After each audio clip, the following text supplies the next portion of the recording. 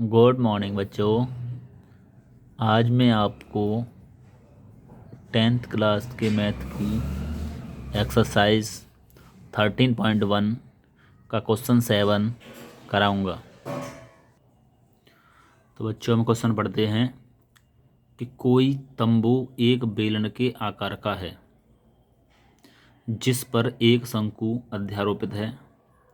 यह बेलनाकार भाग की ऊंचाई और व्यास क्रमशः 2.1 मीटर और 4 मीटर हैं तथा शंकु की तर्रेक ऊंचाई 2.8 मीटर है।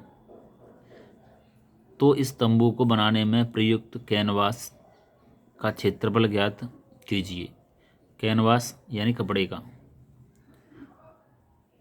साथ ही 500 रुपये प्रति वर्ग मीटर की दर से इसमें प्रयुक्त कैनवास की लागत ज्ञात कीजिए और ध्यान दीजिए कि तंबू के आधार को कैनवास से नहीं ढका जाता है। तो चलिए हम चित्र से समझते हैं कि ये क्या है। एक बेलनाकार आकार का एक तंबू है, केवल इतना बेलन के आकार का। ये हमने बेलनाकार आकार बना लिया और इसके ऊपर क्या है, एक शंकु अध्यारोपित है। अब हमें इस बेलनाकार जो दे रखा है तंबू, उसका व्यास दे रखा है 4 मीटर और इसकी ऊंचाई दे रखी है 2.1 मीटर। अब इसमें देखेंगे जो बेलनाकार जो तंबू है उसका जो व्यास है वही शंकु के जो आधार दे रखा है इसका व्यास होगा। तो व्यास 4 सेंटीमीटर है तो त्रिज्या इसकी कितनी हो जाएगी, 2 सेंटीमीटर। और हमें शंकु की तर्रेक ऊंचाई दे रखी है 2.8 मीटर। तो हमें इसमें लगा जो कैनवास है उसका हमें क्या करना है, इसके हमें क्षेत्रफल निकालना है। लेकिन ये कपड़ा है जो कैनवास का वो के आधार पर नहीं लगा हुआ है, केवल ये शंकुआकार है और ये बेलनाकार में लगा हुआ है। तो चलिए इसे हम सॉल्व करते हैं।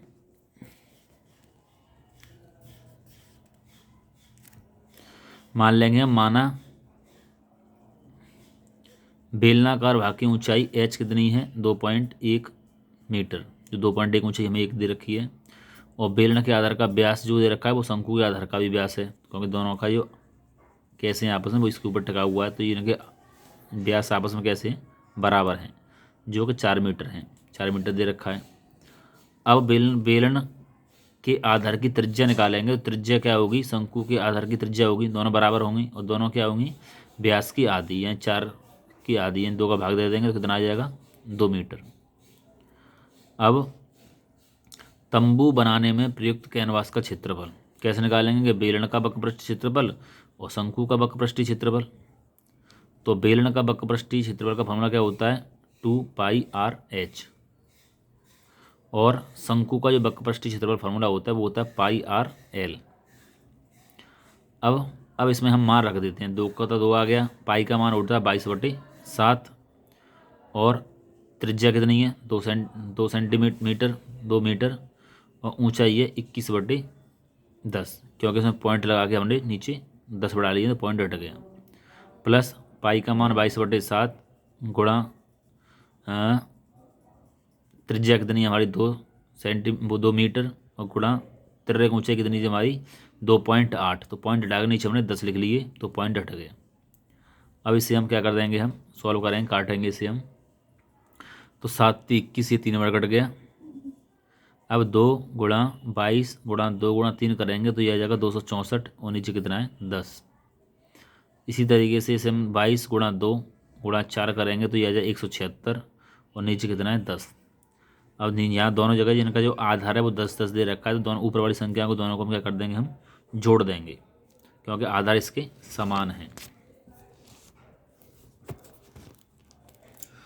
तो हमने 10 का भाग दिया तो 26.4 और यहाँ भी 10 से भाग देने पर 17.6 आ गया।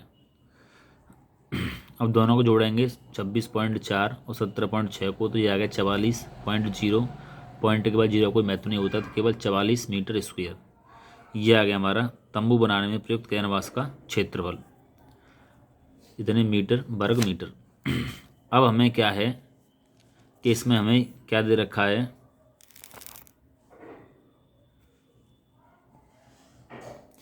कि 1 वर्ग मीटर कैनवास की लागत दे रखी है हमें 500 रुपये।